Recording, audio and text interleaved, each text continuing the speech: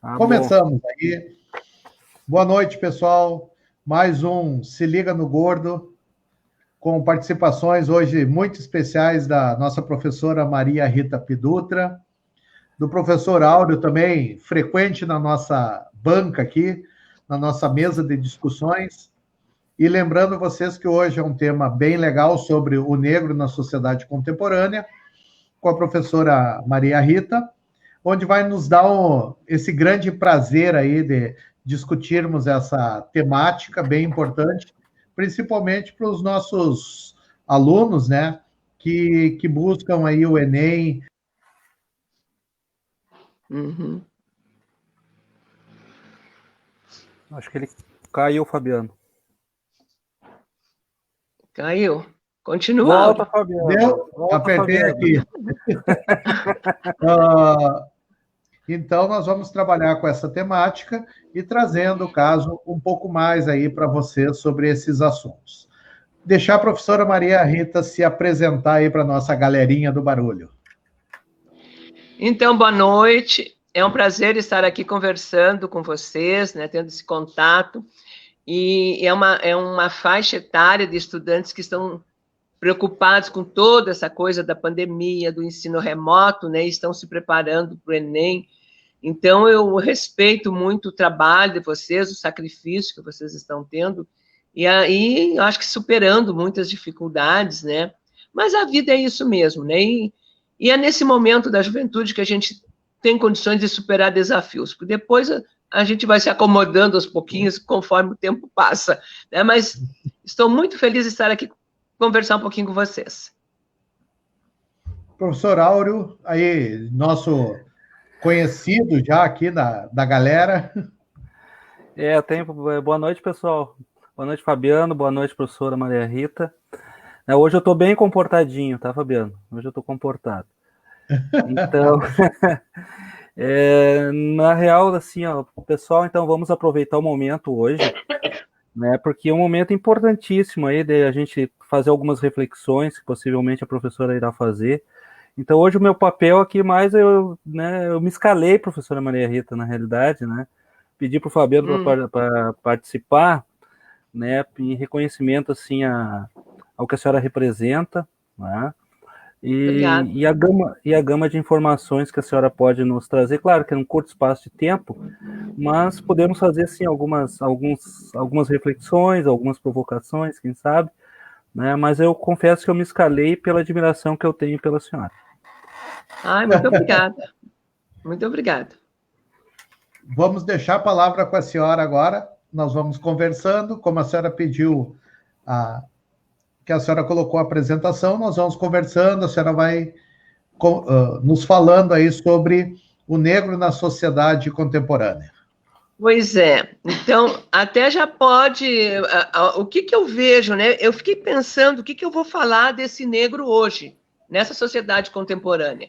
Os professores de geografia já disseram tudo o que tinha que dizer, a história já disse tudo o que tinha que dizer, os estudos sociais lá antes também falaram, o português, eu acho que já é um tema dissecado, mas é porque nós teorizamos, e hoje nós precisamos colocar na prática. Então, hoje, o negro na sociedade contemporânea hoje, a primeira lâmina que eu vejo, onde é que ele está? Ele está sofrendo as desigualdades sociais, principalmente agora, essas desigualdades que foram colocadas em função da pandemia. Onde é que mora esse povo? Como é que eles estão enfrentando as questões de saúde, de Sistema Único de Saúde? Como é que eles estão enfrentando as questões de pandemia? Principalmente nos grandes centros, né? Nós não vamos dizer...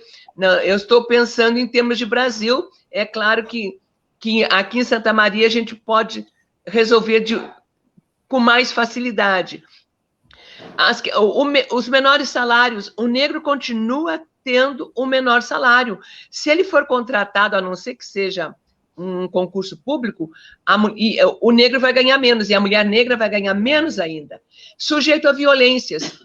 E aí eu não vou isentá-lo, o homem, da violência, mas são violências físicas, violências psicológicas, violências domésticas, violências da vida, né, do racismo, né, moradias precárias, a falta de saneamento básico, falta de oportunidade de emprego, né, e enfrentando esse racismo estrutural e institucional que nós vivemos. O racismo estrutural, a gente diz que ele está na base da sociedade brasileira, porque nós trazemos essa herança lá da escravidão, da escravatura ainda. Então, a forma como se organiza, a forma com quem manda, quem obedece, quem é o chefe, sabe? E esse racismo, esse estrutural. E o institucional é quando a estrutura mesmo da sociedade, do Estado brasileiro, falta vaga na escola, falta médico, falta remédio, falta emprego, sabe? Então, o negro está nessa situação. E não é mimimi, porque eu também não, eu não aceito mimimi. E eu não compactuo com mimimi.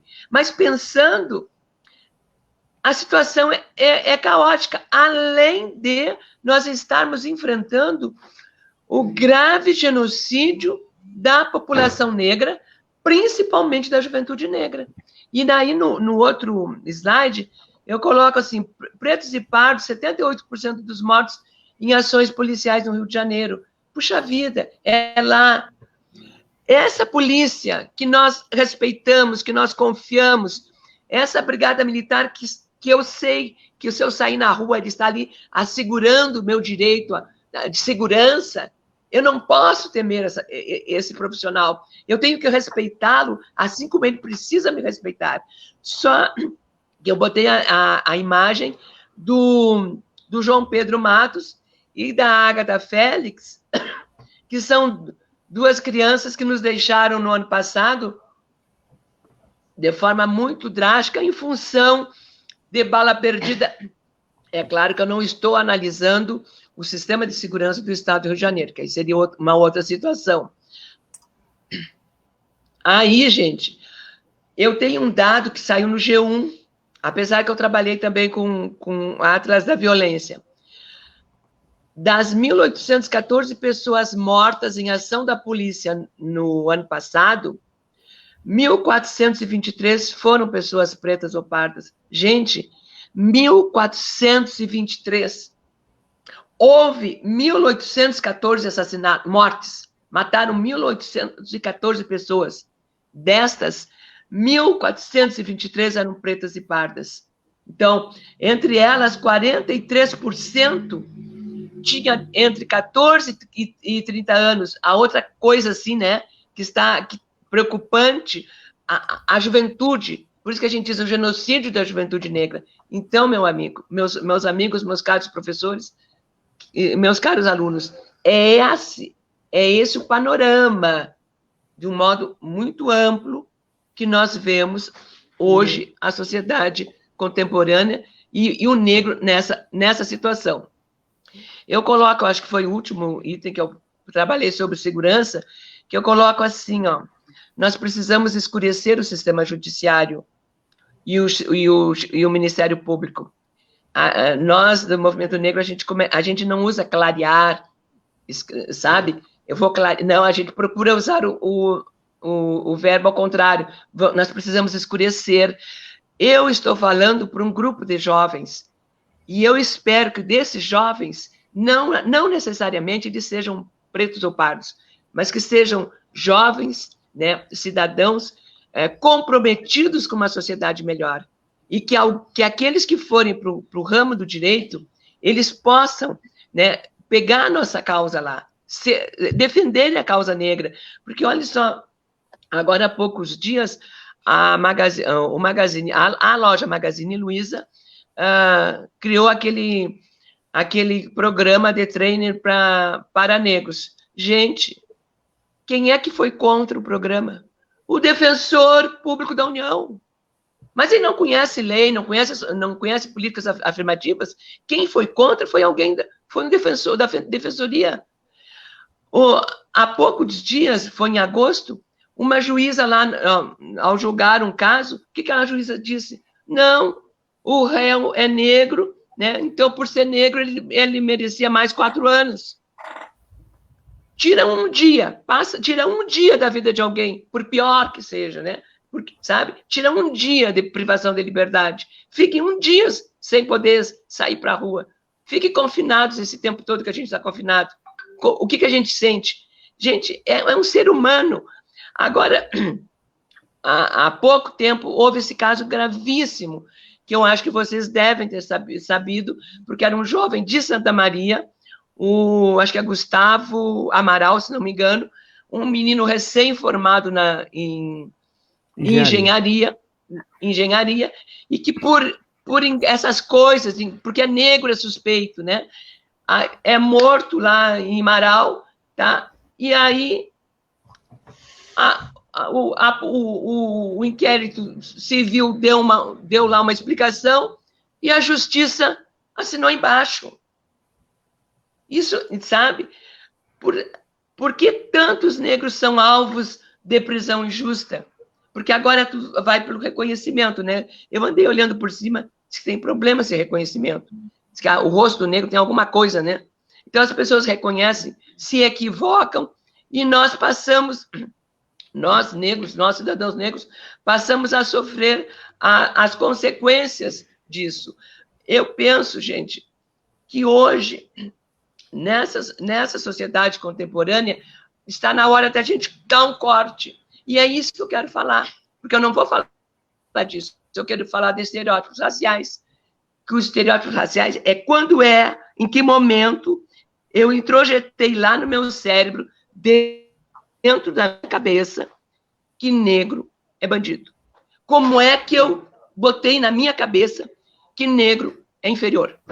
São estereótipos raciais que vêm desde o início, desde a chegada dos colonizadores no continente africano, passam para cá, e nós temos, assim, o apoio, né, eu não sei se é apoio, mas o cinema norte-americano ajudando muito, a arte ajudando muito, né, colocando aquele negro como inferior, como motivo de chacota. Então, se tem um colega que é meio engraçado, não riem, não façam isso, porque nós estamos reproduzindo um comportamento que foi inculcado dentro de nós há mais de 300 anos.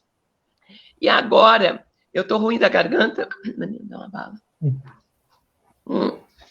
Eu pensei assim, olhem só, essa conversa não era para ser conversa, era para ser olho no olho. Mas eu vou fazer um exercício com vocês, né? Eu quero, professor, não precisa mostrar essa. Bom, já mostrou, deixa. Não, eu tiro. Tá. Assim, ó, fecharem os olhos. Feche os olhos e imaginem. Eu estou falando do rei Guepara. O rei Guepara, ele reunia em si as melhores qualidades de um monarca. Era um grande administrador, um legislador, trabalhava com denodo, com respeito, era admirado por todos os seus súditos. Além disso, ele tinha um porte atlético, 1,90 m, 90 quilos, né? Imensa beleza, expandia seu carisma a quem dele se aproximasse. Os olhos do rei Guepara, os cabelos do rei Guepara eram brilhantes, feito sol. Guepara era perfeito. Guepara era a perfeição. Se vocês estavam de olhos fechados, abram os olhos lá em casa agora e pensem. Não precisa, se puderem, se quiserem, escrevam ali. Alguém imaginou o rei Guepara como um negrão? Que rei Guepara vocês imaginaram? Quem é que pensou que esse rei lindo, maravilhoso, alto, porte atlético, inteligentíssimo, bom administrador, era um negro? É complicado. Eu estou copiando, sabe? Eu estou copiando da drag, do tempero drag que ela fez diferente, mas aí, gente, eu vou para outras questões. Estou indo aqui. Que raça você é? Só pense, depois pode responder aí no computador. Ser branco para você significa o quê? Ou ser negro? Porque nós temos também essa questão aqui, né? De acordo com o IBGE, nós somos negros, e os negros são constituídos por pretos e pardos. Então, eu não vou nem discutir, tem uma discussão enorme, mas então são os brancos, os indígenas, os pretos e pardos e os amarelos, tá? Então, que raça você é? Tem alguma vantagem em ser branco? Tem alguma vantagem em ser negro? Você considera que existem características específicas para brancos? O que os brancos têm? Que são características deles. Pense 5 pessoas que vocês consideram bonitas. Pode ser homem ou mulheres. No Brasil, as pessoas mais ricas são brancas. Você acha que isso tem algum motivo? Por que será que nas novelas, pelo menos antigamente, eu ainda não assisto, a maioria das empregadas domésticas que aparecem nas novelas são negras? Ou guarda, ou motorista, né? Como é que se diz? As funções menos valorizadas, né? Ou com menor salário. Sobre as cotas raciais para negros na universidade, aqui nas universidades do Brasil, em Santa Maria. Qual é a sua opinião? Você é a favor de cotas ou não? Por quê? Você acha que existe racismo no Brasil? De que forma ele aparece? Então, são questões para a gente... é para turbinar a nossa cabeça, tá? Só perguntinhas pontuais. Aí, porque eu acho, Fabiano, que o exercício do magistério tem que ser um exercício de levar a pensar. Tu tens que criar situações de problemas, tu tem que, entende? As pessoas, não é julgar, né? Aí eu continuei no mesmo esquema, de repente, pensar um cantor, uma atriz, um ator, um apresentador de TV, uma apresentadora, uma pessoa que você admira, uma pessoa especial, lindérrima, que vocês considerem. Pense isso, escrevam isso. Depois vocês vão escrever sobre isso, textos sobre isso. De que etnia são essas pessoas que vocês pensaram? Então, agora, eu vou fazer muito rápido, porque eu acho que não tem muito tempo. E por que eu estou aqui com essa loucura, né? Eu acho que vocês estão achando que eu sou meio louca. Eu fui para o pós-doutorado e eu estava querendo trabalhar com cotistas, com justiça social. Continuar... Como é que o ex-cotista vivencia, reproduz, né, a justiça social, aquele sentimento de gratidão. Aí depois deu um monte de problema, sabe? E as coisas foram indo e eu fui indo para os estereótipos. E substituí o meu trabalho. Então, eu vou começar com apenas alguns pontos. Tem uma autora americana, Green, não sei o quê, é com ela que eu trabalho. Então, ela cita 7 estereótipos norte-americanos. Eu vou citar poucos, começar com a Mami. Pode botar a imagem da Mami. Aquela imagem, primeira coisa, tem o Sambo, né? Antes, volta uma antes.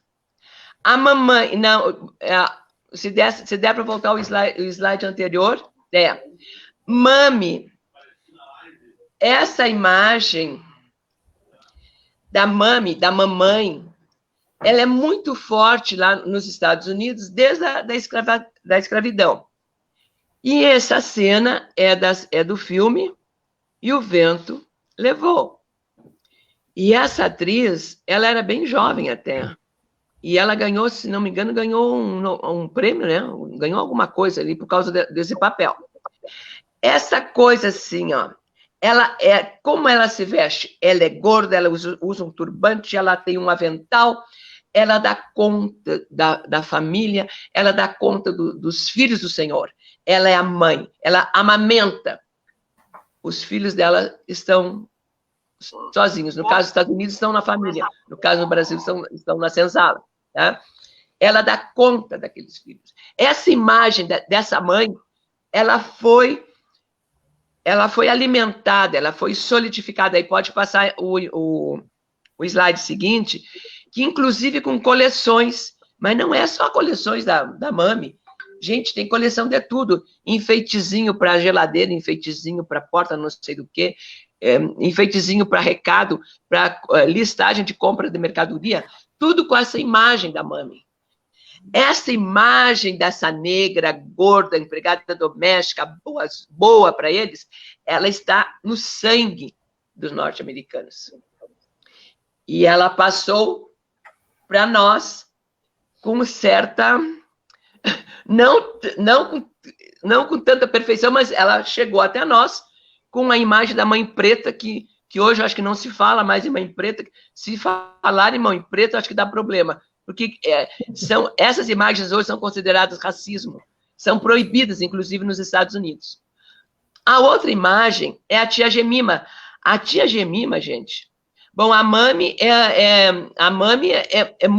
muito antiga, mas o filme é de 1930, né? A tia Jemima, a mesma coisa, tem uma evolução ali nas imagens, começa em 1899, é uma farinha de panqueca.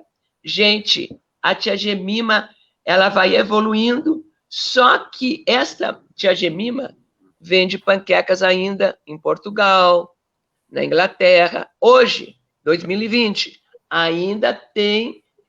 Eu encontrei uma propaganda de um shopping inaugurado em Portugal com esse produto aqui da tia Jemima. São formas de consolidação do racismo. Eu só peguei esses 2 pontos, sabe? Porque depois tem a Jezebel, que é a prostituta, tem mais agora, eu já esqueci, tá? Aí vamos para nós, para o Brasil. O que a gente pega aqui no Brasil, principalmente? É a mulher. O que a gente diz da mulher negra? A mulher sensual. E aí, com todos os adjetivos que a gente dá. Essa imagem, gente, ela inferioriza a comunidade negra. E a gente, muitas vezes, nós não nos damos conta. E, ao mesmo tempo, ela registra nos não negros aquela coisa assim, ó, é uma mulher fácil, eu posso meter a mão, sabe? Ela é volúvel, e assim por diante. É tão forte que naquele jogo da seleção, no jogo aqui na Olimpíada que houve aqui no Brasil, a Adidas produziu esses 2 tipos de camiseta que foram proibidas olha só, eu burrinha, né, eu olhei, eu não tinha entendido. Mas aí, depois que eu fui pela análise do artista, né, olhem esse coração, o que significa, parece um biquíni, né? Parece nádegas. E aqui também a amarela também dizendo, vem para o Brasil, porque aqui é fácil, é o que vem se divertir. Por quê, gente? Porque na década, eu não vou precisar o ano, porque eu posso me enganar, mas lá pelos anos 70, por ali, o Brasil oferecia o turismo com mulheres. Vem conhecer as belezas brasileiras. E, ao conhecer as belezas, vinha conhecer as mulheres brasileiras. É tão interessante que tem uma pesquisadora chamada Giacomini. E ela fez uma tese, gente, vocês não fazem ideia. Existiu nos Estados Unidos, no Rio de Janeiro, o SESI promovia curso de mulata. O curso não durou tanto tempo, mas houve curso de mulata. Então, eu li, ela escreveu uma tese, eu li. Aí as meninas, o que elas... Naquela época que tinha o Sargentelli, sabe? Ai, não é do tempo de vocês, é do meu tempo. É do tempo dos pais de quem tinha o Sargentelli, que fazia a mulata fora do mapa, parece, sabe? Então, no Rio de Janeiro, para estimular o turismo, havia o curso de mulata. E uma mulata, porque mulata hoje, gente, não se usa, é um termo pejorativo, nós consideramos racismo, porque ele está se referindo ao híbrido, né? Da égua com burro, né? Que a ideia é que a mulata seria a mula. Não teria... seria estéril, né? Então, apesar que também hoje já tem debate sobre isso, mas do senso comum, pelo menos é isso que a gente diz há muitos anos, é essa coisa da mulata, né? Então, gente, nós não se utiliza o mulata. Indo adiante, nós vamos ver assim, ó, o racismo, né? O racismo estrutural que nós estamos vivendo, que nós vivemos, que a gente não se percebe, e esse racismo, gente, nós negros introjetamos.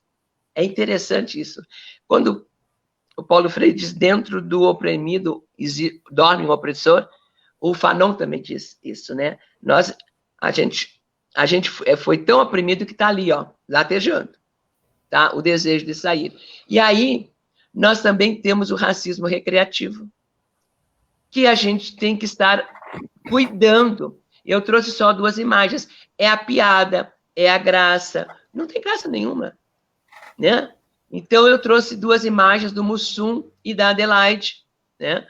Que foi uma luta muito grande do movimento negro para conseguir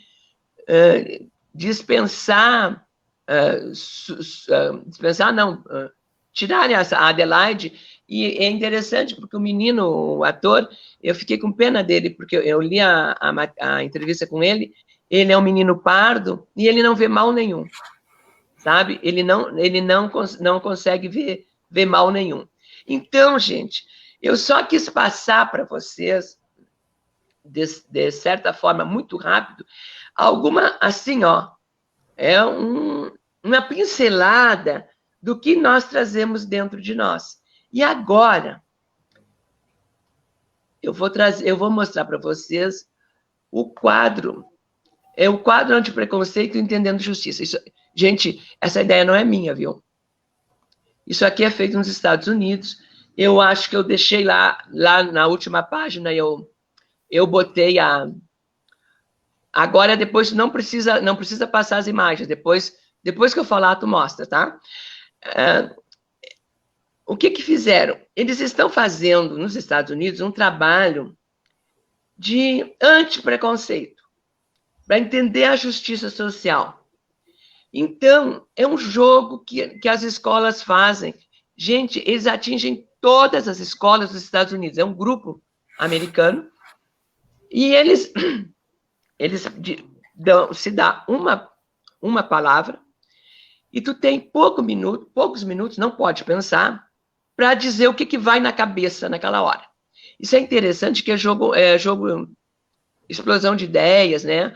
Eu não sei bem como é que o Fanon pensava, mas o Fanon, quando ele trabalhava no hospital, lá atendendo franceses feridos da guerra, ele fazia esses jogos. Então, ele dizia senegalês. Aí as pessoas estavam lá morrendo, né? Mas diziam horrores, né? O que vem? O que é senegalês? É bruto? Eu vou ver se eu acho aqui depois para mostrar no texto, sabe? Então, a proposta é a seguinte.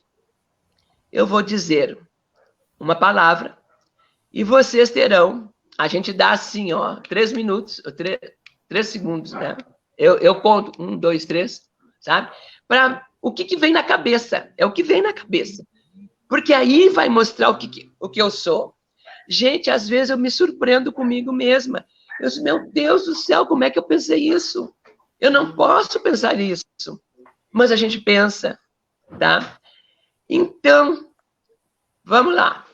Negra. O que vocês pensam?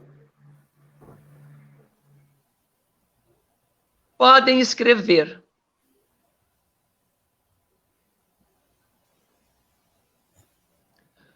Muito bem, professor Fabiano. Eu também pensei numa negra. Pode mostrar? Deixa eu ir para ela lá agora. Tá. Maju Coutinho. Agora, gente, escrevam, é uma palavra só. Idosa. Idosa.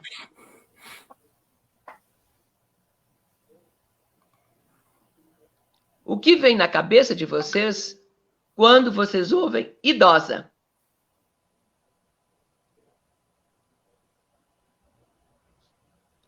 Vamos lá, professor. Eu pensei na Fernanda Montenegro. Porque aí tem gente, é reumatismo, é dor, o que a gente, né? O que a gente pensa do idoso? É dor, é dependência, né? E assim por diante. A outra palavra, gente, judeu. Judeu. Quando eu falo judeu, o que vem na cabeça de vocês?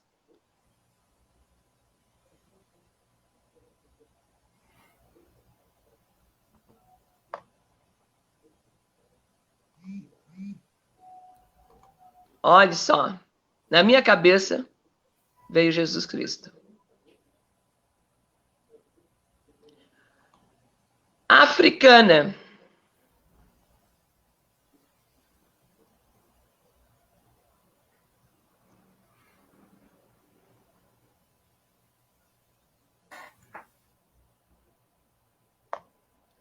Deu? O que veio para mim?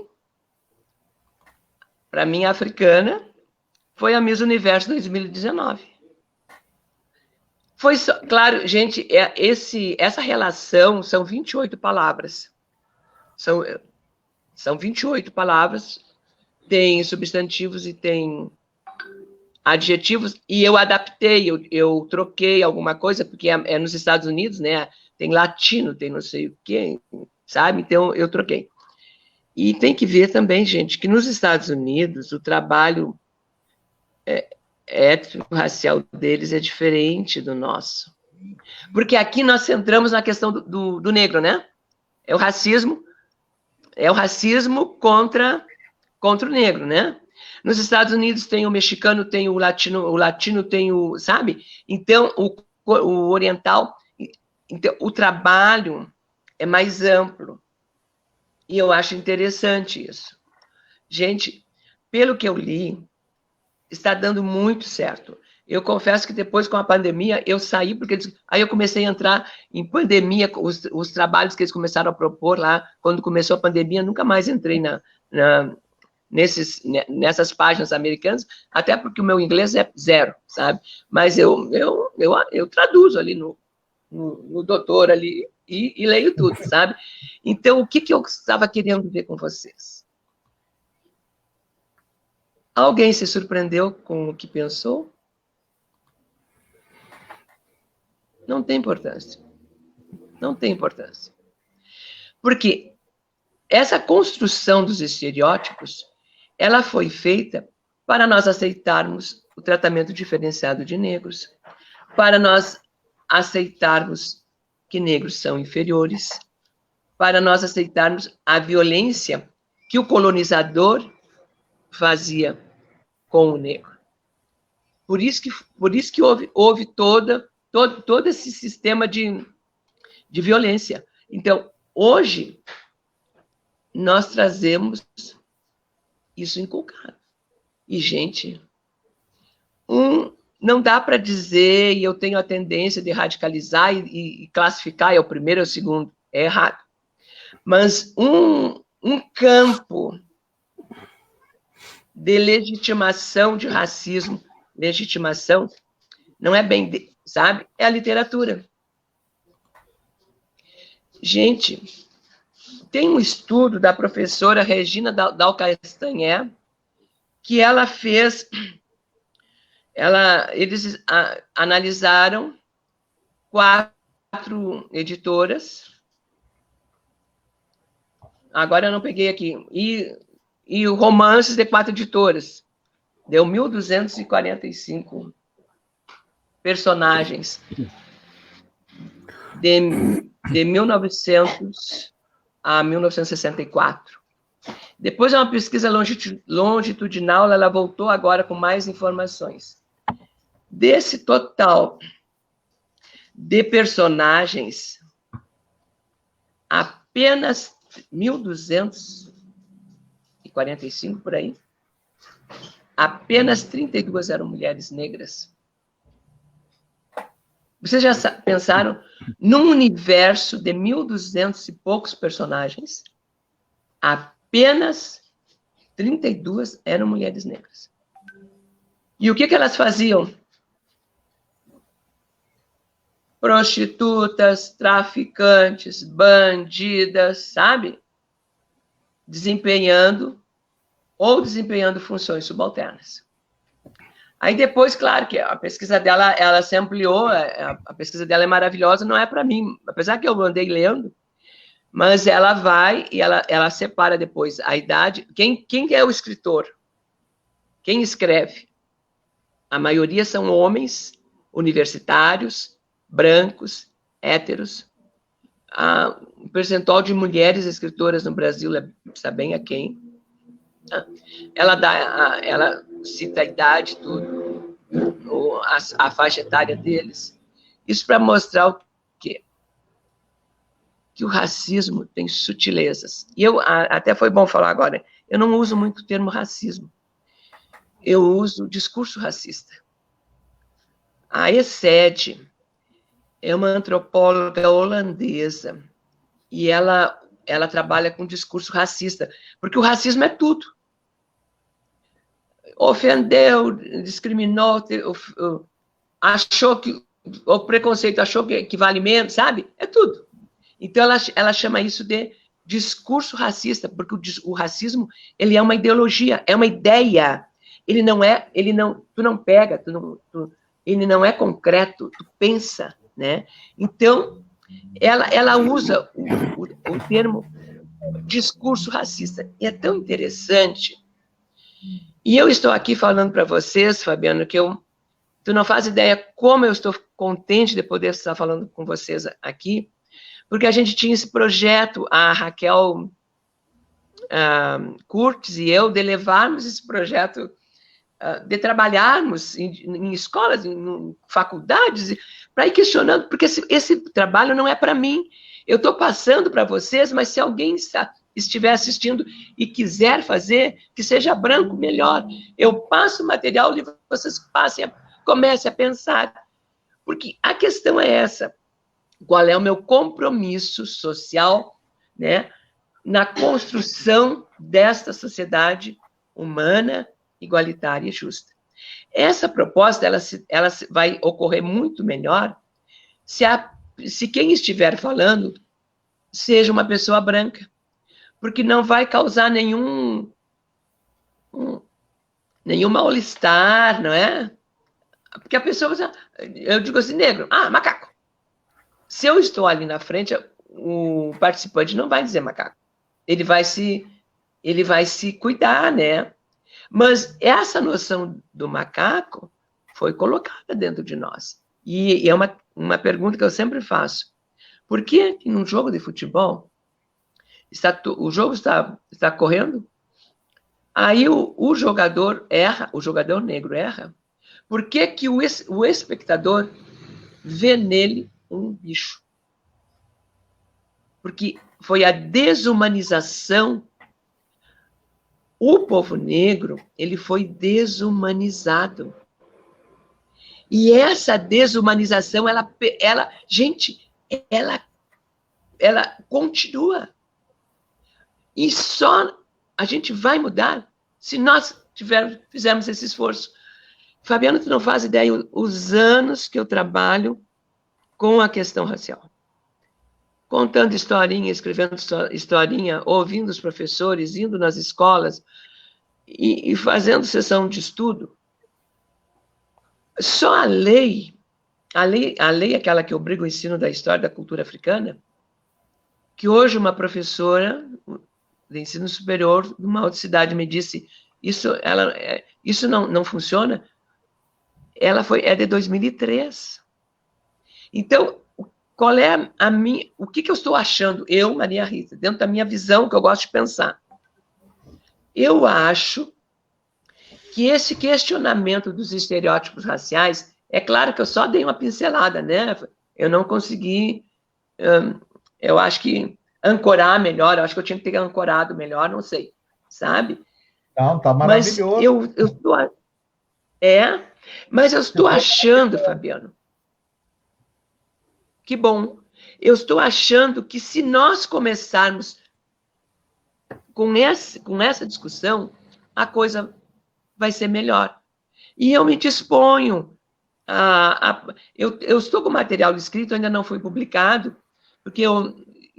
mas não tem problema, a gente pode passar, mas eu tenho todo o referencial, né, sabe, para a gente ver como é que nós podemos fazer, e não adianta ficar discutindo que o Monteiro Lobato era racista, não adianta ficar discutindo que tu é racista, não é. O racismo, ele não é individual, o racismo é um sistema de ideias, tu não vai contra o racista, tu vai contra o sistema, é isso que tem que mudar, sabe? E aí, todos nós precisamos aprender. Eu estou, assim, bastante empolgada, né, com essa possibilidade que eu tive, assim, de falar com vocês. Eu não sei se vai ter algumas perguntas. É claro que eu citei algumas, eu só citei 2 casos, né, a mamãe, mas a mãe preta nós temos. Aqui no Brasil nós tínhamos, né, porque foi proibido. Mas sempre tem alguém que diz para mim assim, eu tenho um pé na cozinha. É uma expressão racista. Ou então, eu tive uma mãe preta. Aquela mãe preta, enquanto te amamentou, meu filho, o filho dela morria de fome na senzala. Sim. O filho dela estava sendo amamentado com farinha de milho, com água de farinha de milho. Essas coisas, né, que precisam ser conversadas sem brigas, sabe? Eu acho esse trabalho americano, eu acho muito interessante. É claro que é uma outra sociedade, que tem outros valores, né, que não os nossos, mas que num momento que a gente tem tanta violência, né, que surge, que a gente está alimentando tanto ódio, né, que nós possamos pensar e procurar aqueles companheiros que estão solitários, que estão conosco, porque esse trabalho é para ser feito por todos, não somos nós negros que vamos fazer. Até esse trabalho que eu estou apresentando, dos estereótipos, é especialmente para professores, o ideal seria professores brancos. Nós já tivemos algumas experiências de fazer em escola, e claro que o trabalho, o projeto, a Raquel trabalha com visão sistêmica, então eu trabalharia, como a gente fecha muito, né, eu ia conversando ali um pouquinho, a Raquel ia entrando, e nós tivemos uma apresentação, uma vivência, num curso de Direito, acho que era 3º semestre, foi emocionante, foi uma emoção muito grande, sabe, e até eu me emocionei, porque houve meninas que choraram muito, e aí, assim, eu não estou ali para ninguém, não quero que ninguém chore também, mas acho que a gente tem que estar preparado para ver essa dor, né, essa marca que a gente traz, né, nós trazemos marcas, e quando nós fazemos um discurso racista, quando nós desumanizamos o outro, nós nos tornamos desumanizados, nós nos animalizamos, porque não é do nosso jeito de ser mal. né? Nós não viemos para isso. Quando a gente reproduz o ódio, reproduz a violência, nós estamos no mesmo nível do agressor. Hein, professor? O Áureo está louco para lhe fazer uma pergunta aí. Não, se os alunos não querem perguntar. Não, eu tenho. A senhora foi falando, né, professora, e foi borbulhando um monte de coisa. Nosso tempo é meio curto, mas nos leva, assim, a fazer uma reflexão importante, né, sobre essa questão, né, dos estereótipos. Mas, assim, ó, sutilmente, então, eu teria, assim, 3 questões. Assim, uma questão... a senhora levou para o campo prático, né, o campo empírico, isso foi maravilhoso, né, pela riqueza, né. Então, eu gostaria só de fazer bem leve uma questão teórica, tá? Uma questão, se possível, se der tempo, uma questão, assim, mais empírica e uma questão pessoal, tá? Para perguntar para a senhora, se a senhora puder me responder. Tá. Eu acho que a sua fala, assim, eu gostei bastante, né? Problematizou de uma forma leve, de uma forma que a gente precisa pensar, né, essa questão no Brasil, não só no Brasil, a nível global, né, mas trazendo mais assim para o nosso espectro aqui. Mas assim, ó, a primeira coisa, né, que me chama a atenção quando a senhora fala ali, né, essa questão, né, do preconceito estrutural institucional, né, e eu vou fazer um questionamento bem leve, né, que a atual conjuntura não nos possibilita avançarmos muito. Pegando essa questão estrutural, institucional, né, precisou, né, um jogador de futebol negro, né, na Bahia, que é um estado negro, né, fazer uma declaração, né, que se transformou pública, gaúcho, né, às vezes a gente acha que não tem gaúcho negro, né, professora? Por incrível que pareça, nem na literatura, né? Vamos saudar o João Simões Lopes Neto, né, que deu um pontapé, vamos dizer assim, né? Mas, enfim, essa questão estrutural, institucional, ela vive, né, hoje, né, um momento, assim, um negacionismo tão grande, né, em relação até à política de cotas, políticas afirmativas, etc. Mas a minha pergunta teórica é bem leve, tá? Minha pergunta é assim, ó, vivemos, não é muito leve, né, mas vivemos, assim, ó, esse momento, assim, ó, a senhora como ativista, como é que a senhora vê, né? Vivemos assim um momento homogeneizador, digamos assim, de negar, por exemplo, né, a própria questão da luta de classes, vamos dizer assim, né, de inserir o negro, né, enquanto sociedade de classe. Mas é um momento, assim, ó, ao meu ver, eu gostaria que a senhora explanasse um pouquinho, nós vivemos a era da tal de democracia racial, o momento, né, a era conjuntura, né, de homogeneizar tudo, né, de não ter nenhuma questão de estereótipo, né, de ter um negacionismo em relação, que nem a senhora falou, em relação a cotas, enfim, né. Então, o meu primeiro questionamento vai nessa direção, né. Será que nós estamos vivendo, né, um saudosismo freiriano no país, né? Eu não sei como é que o movimento negro ele vê essa questão, né, do país maravilhoso, miscigenado, né, nesse momento que a gente nega tanta coisa. É uma primeira... Sei.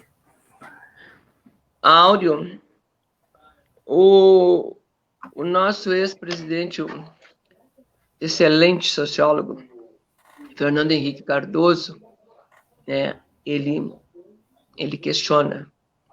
Então, a coisa começa quando chegam o pessoal da ONU aqui no Brasil, lá na década de 50, né? Bom, isso vocês sabem, né? Para conhecer as relações raciais. Um lugar que todo mundo vive bem, que todo mundo se dá, que não vai acontecer um novo holocausto. É aquela dor, aquela marca do holocausto, que também é nesse período que surge o termo racismo, após a Segunda Guerra Mundial. E aí, quando chegam os pesquisadores, que aí eles vão se distribuindo, e aí, vendo as pesquisas, né, o Fernando Henrique veio fazer o Brasil Meridional, a pesquisa do... o Brasil Meridional, e o pessoal foi se dividindo, o Iane tinha... Toda aquela galera da UF UF lá, né? Aquele pessoal da... Aí, o que eles encontram? Nós, os negros, o que não existia no Brasil era ódio, era disputa. Existia um tipo de uma calmaria, uma aceitação, porque os negros, em 1950, estavam nas mesmas condições de desigualdade que em 1888. Né? Acho que um pouquinho mais de vantagem, porque em 88 eu acho que era bem pior, mas com certeza. É isso que os livros dizem, né? E aí a gente vai discutindo sobre democracia racial.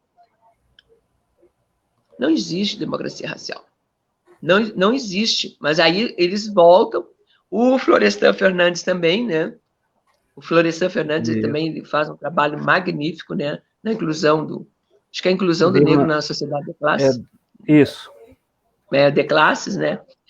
E nós precisamos, hoje, enfrentar que o Brasil é um país racista. Só que aí tu começa a ver assim, é tanto racismo, é tanta classificação, porque cada um vai conceituar de acordo com o seu referencial teórico. Se tu é marxista, tu vai dizer não sei o que, se tu é socialista, tu vai falar, sabe? E aí, antigamente, houve um tempo que disse, não, negro não é racista. Por quê? Porque racismo é uma relação de poder. Alguém pode, decide, e o outro obedece. Tá? Então, negro não. Tá? Então, negro não. Mas aí começam as classificações. Racismo cotidiano. Né? Que eu falei agora há pouco, da ESED. É bem interessante o racismo cotidiano. O racismo cotidiano é aquele racismo assim, ó, faltou, tem uma vaga na tua loja. Olha, pessoal, o fulano foi embora, vai ter vaga, a gente ganha tanto. Vocês podem me trazer alguém? Indique alguém? Avise alguém para vir? Quem é que vocês vão avisar? Os amigos de vocês. O branco dificilmente, o branco vai avisar a um negro que na empresa tem uma vaga. Sabe? Então, essa coisa é do dia a dia. E, além disso, do admirar-se pela capacidade do outro, pela sua facilidade de escrita, aquele abismo. Ai, ficou abismado como ele fez bem. Ai, como ele escreveu bem. Ai, que livro, sabe? Também, isso faz parte do racismo cotidiano. O Silvio de Almeida, ele consegue botar tudo no mesmo saco. Racismo estrutural e racismo institucional. Mas a estrutural é isso, é a estrutura. Tu já te organiza, né, em cima hierarquiza. Alguém que está no topo, alguém que está embaixo. E toda vez que a gente hierarquiza, a gente está sendo racista. Uhum. Não pode. Uhum. Vamos estudar a contribuição do negro. Por quê? Então vamos estudar a contribuição do indígena, do chinês, do japonês, sabe? Agora, o racismo institucional, esse é o mais simples, porque é o mais simples de entender, né? Não é o mais simples. Eu acho que é o mais doído. Porque é esse que é o mais doído. Porque ele nos pega a todos. Ele nos atinge a todos quando falham as políticas públicas. Uhum. Ao lado desses conceitos, eles inventaram agora o tal racismo reverso. Isso não existe. Isso não existe, racismo reverso. Porque o racismo é uma situação...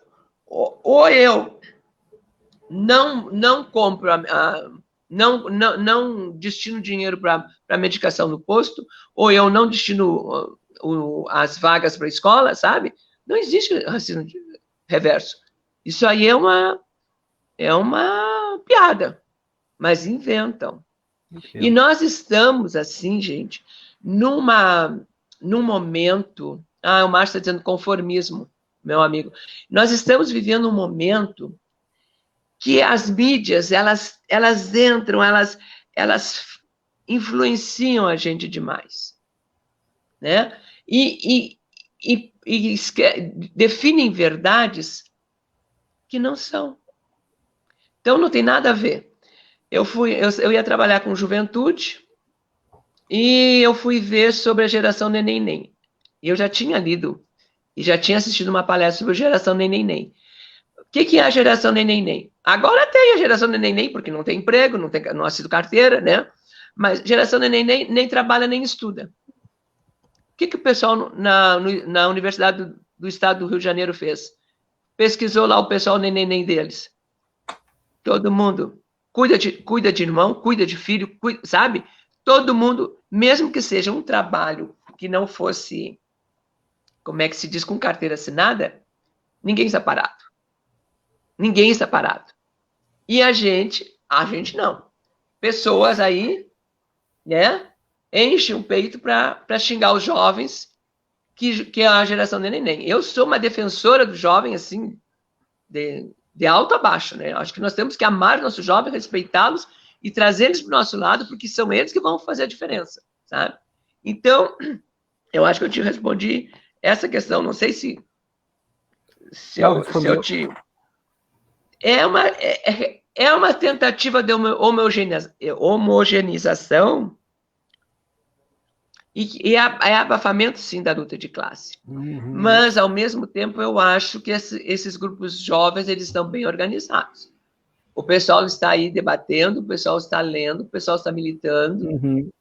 O pessoal não está dando uma de boca aberta como a Maria Rita fazia quando tinha essa idade, sabe? Hoje tu conversa com um jovem, eu vejo ali o pessoal os coletivos, eles vão te acrescentar. Eu tenho um trabalho eles são maravilhosos, sabe? Então, a gente vai ali claro, a gente respeita, mas quando eu vou, eu sei que eu vou aprender com eles também, tá?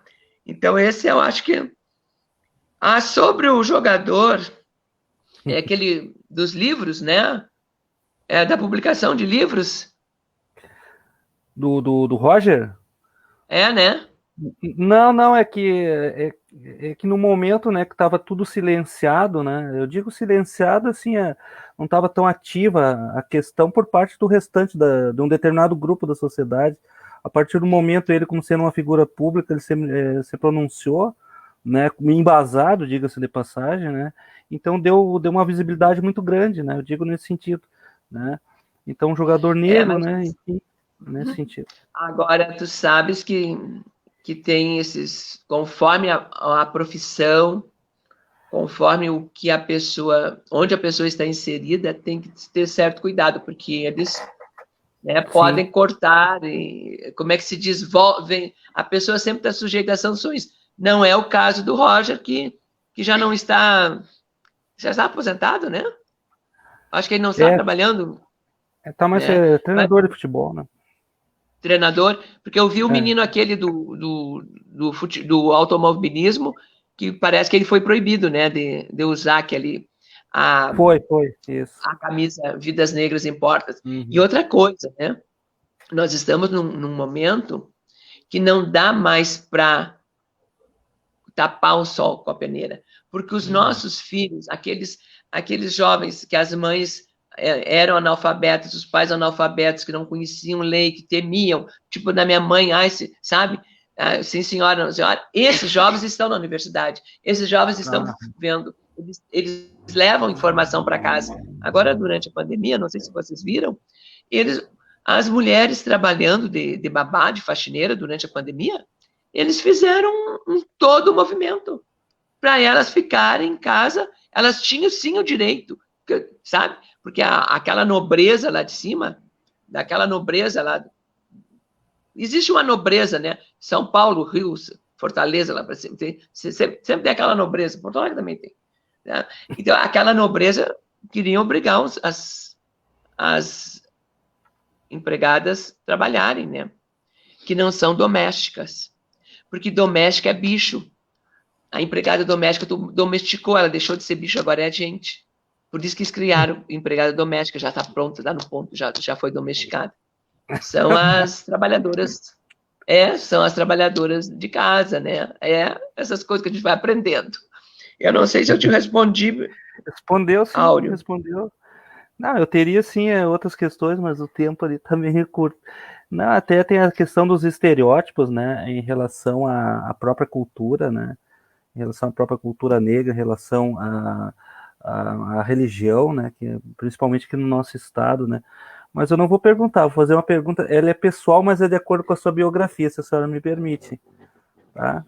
É uma pergunta bem simples e objetiva, tá? Professora, como é que é, primeira coisa, né, ser mulher, né? A senhora ocupa um espaço de voz, a senhora é uma intelectual, tá?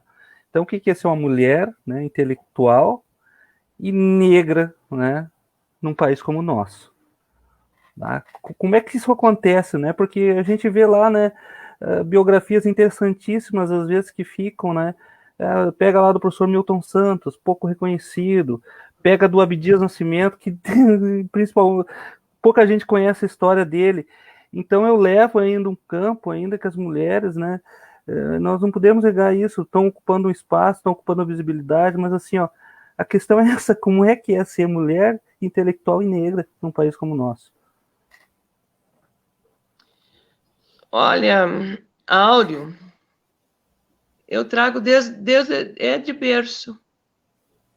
É da minha mãe, foi da minha formação. E a nossa formação é meio interessante. Eu sou filha de pais analfabetos. O pai carregava a mala na estação férrea, era mensageiro. A mãe era lavadeira. Mas a mãe trabalhou com muitas pessoas de destaque destaque político, lá em Alegrete, inclusive trabalhou na casa do Oswaldo Aranha. Tá? A minha mãe, ela já veio em 1940, veio para Santa Maria, e ela, claro, se parou a ter filho, né? Porque naquela época as mulheres tinham filho de 9 meses. E todas as crianças morriam. Ela tinha um problema, que eu não sei o que era, então ela morreram 6 ou 7? 7 filhos morreram. Os 7 primeiros filhos, ela ficava 9 meses, ela ganhava, ficava com leite, com tudo, e a criança era sacrificada, a criança morria. Aí ela engravidou e veio eu e minha irmã. Sabe o que eu acho que foi isso? Porque nós fomos tão amadas, e ao mesmo tempo tão cobradas, que assim, a gente era muito amor, mas tinha cobrança, sabe? E que a gente trouxe tudo, e eu trouxe muita coisa do meu pai. Porque como o pai era muito da política, logo que a gente tinha que aprender a ler logo, né? Eu era secretária dele.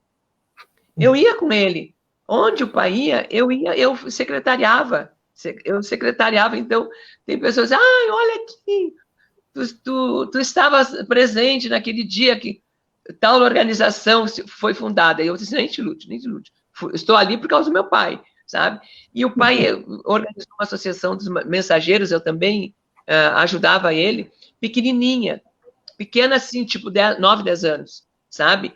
E acompanhando sempre muito a questão da política também. Então, eu acho que esse anseio do meu pai, esse desejo, sabe, também de garantir para nós, de garantir para mim, sabe, esse lugar ao sol, a gente foi conquistando, não, a gente foi construindo gradativamente. E eu posso dizer que a gente teve, a vida é feita de dificuldades, mas quem não tem dificuldades? Eu não estou aqui para dizer, para me lamuriar, que eu enfrentei racismo, que eu isso, que aquilo. Eu estou aqui para dizer que toda vez que houve situação de racismo, eu enfrentei para superar, sabe? Então, eu estou num outro naipe. Eu estou num outro naipe que eu acho que tem a ver com cara, deixa eu ver se eu me lembro, eu trabalhei nele no mestrado, é um psicólogo, Franklin Ferreira. Tem um nome antes, que ele trabalha com a construção da identidade negra. Maravilhoso, acho que todo mundo tem que ler esse livro, sabe? Então, quando tu começa a entender que tu está aqui, mas tu não está sozinha. A tua fala, a tua palavra vai contribuir com o teu irmão, com o teu amigo. Eu estou lá na faculdade, agora estou saindo, se Deus quiser, né? ainda tem que entregar o relatório. Mas eu estou ali para os meninos verem. A professora Rita, eles me chamam de professora Rita, porque eu sou professora do Estado. A professora Rita tem 72 anos. Eles me respeitam, eles me olham com carinho, sabe? Eu sou uma referência para eles. Mas é proposital. Eu quero que mais gente esteja ali com eles. Esses meninos precisam de nós, sabe? Num momento tão duro, num momento tão sem esperança, porque o pior hoje é a falta de esperança. Essa falta de esperança, não saber se chegar para o aluno, o estudante está fazendo um curso de sociologia, ou se está terminando... Aconteceu um menino fazendo já mestrado, uma literatura, eu não me lembro mais o que tinha pesquisado. Ele chegou para mim e me disse assim, professora, tudo que eu fiz não valeu.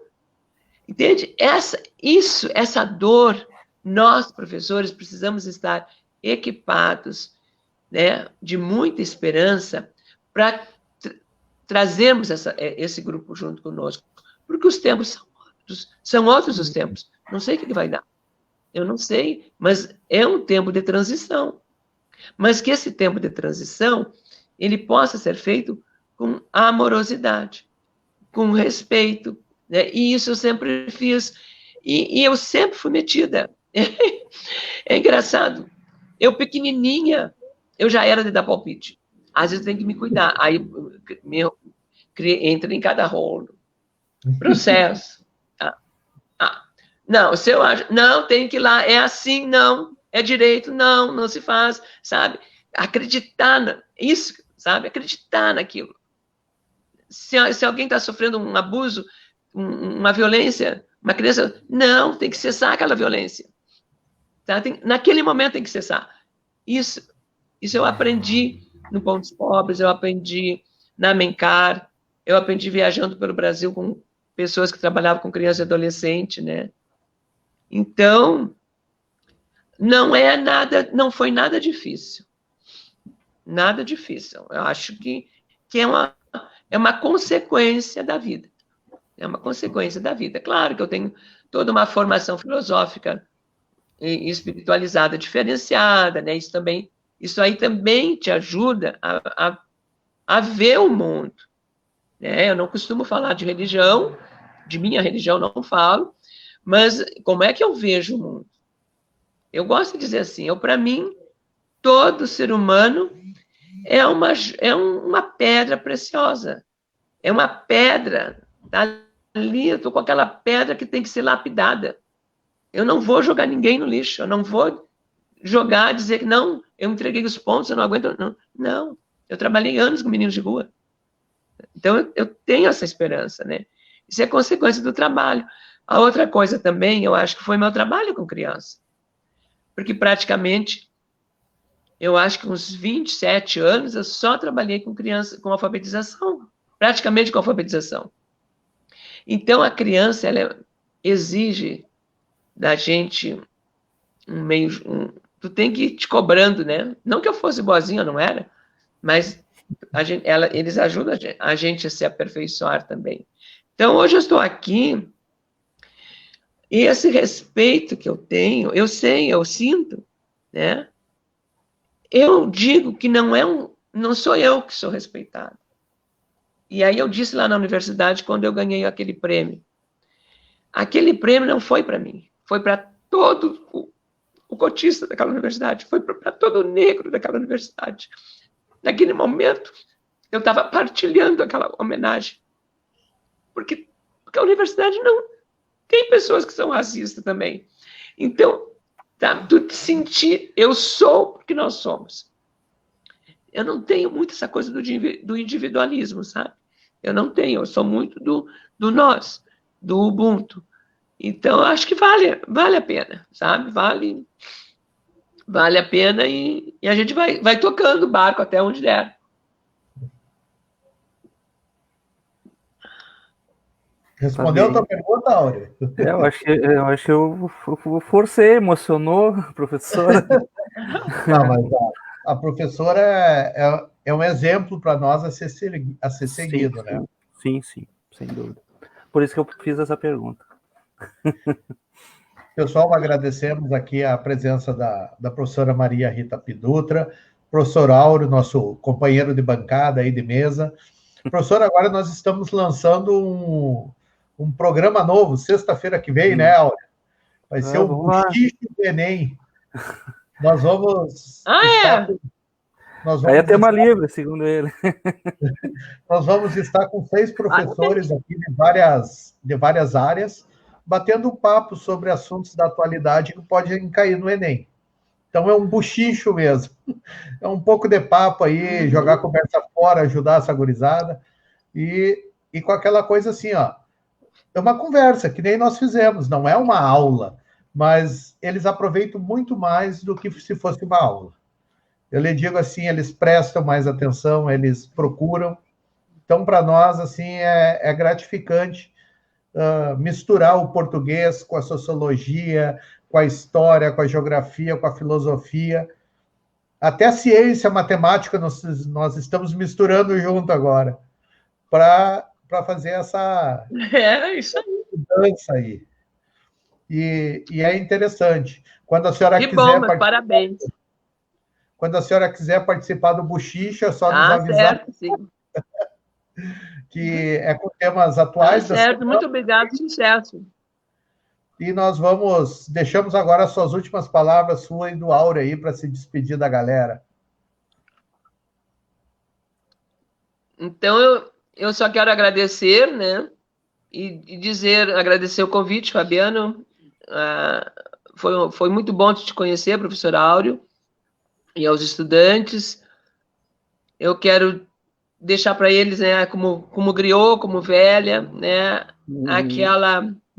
aquele desejo do Paulo Freire de esperançar. Tenha esperança, não se apoquentem.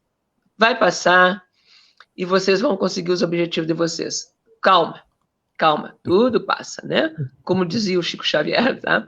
Um beijo no coração, muito obrigado, sucesso para o trabalho de vocês. Muito sucesso, Fabiano, muito sucesso, professor Áureo. Boa noite. Obrigado, prof. Áureo. Eu só queria agradecer, Fabiano, a oportunidade, né, Hoje eu tô sério, que eu tô sempre brincando com eles. Assim, ó, nós temos esses programas aí que o Fabiano coordena, no intuito, assim, de publicizar, né, de democratizar também o conhecimento, envolvendo, né, uma atitude interdisciplinar. Mas hoje é um momento, assim, para mim, professora, particularmente, ele é importante, né, porque veio à tona várias reflexões, assim, próprias relações de alteridade, né, que a gente tem que pensar. A senhora usou muito a palavra estereótipo, respeito, né, então isso, assim, para mim foi muito gratificante, tá? E espero que os alunos que estão nos assistindo, né, as pessoas que lhe conhecem, né, que estavam colocando comentários. Então, muito obrigado, né? A gente sabe que o tempo agora é curto para a senhora poder ter participado aqui conosco. Tá bom. E pode ter certeza que a contribuição foi maravilhosa em termos, assim, né, de conhecimento em relação, né, a políticas afirmativas, que às vezes, infelizmente, a gente não consegue trabalhar da forma mais adequada, né? Numa aula de sociologia, que é uma aula por semana, né? Então a gente não consegue, às vezes, né, trabalhar essas questões práticas, né? A gente faz um esforço muito grande, né? Então essa live de hoje, Fabiana, ela vai muito além, assim, de preparar o jovem para uma escrita no Enem, né? Então, quanto educadores, né, nós temos esse compromisso e essa função constante, né, de tratar esses temas e que são relevantes no momento que a gente enfrenta um negacionismo muito grande, né, em relação ao que a professora abordou, né? Boa noite, muito obrigado. Para a semana que vem, Se Liga no Gordo aí, nós vamos montar a banca. Provavelmente o professor Áureo esteja. Se a professora Maria Rita quiser participar da banca semana que vem, vai ser sobre a evasão escolar na época de pandemia. Então, nós vamos discutir isso aí. A nossa banca aqui vai estar formada com o Áureo, provavelmente o Gasguito, o Ademar. Se a professora quiser participar também, o convite está aberto. Então tá, galera, até quarta-feira que vem com mais um tema aí para vocês. Um beijo do gordo aí.